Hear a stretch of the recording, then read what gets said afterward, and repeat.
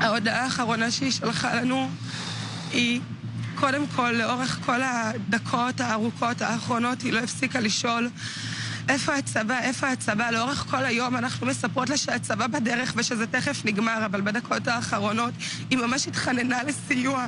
היא פשוט התחננה שנצליח ליצור קשר עם הצבא ופשוט להגיד להם להגיע ולסייע להם.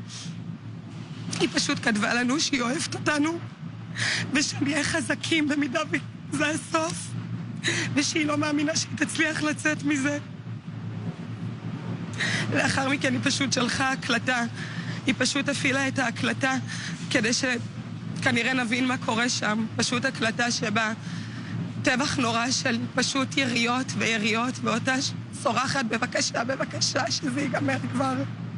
כן, אנחנו איתך ואנחנו מחבקים אותך, ואני מקווה מאוד שתמצאו אותה ושתשמעו בשורות טובות. אמיתוש, אם איכשהו את חיה ואת רואה את זה, אנחנו הופכים כל אבן יפה שלי.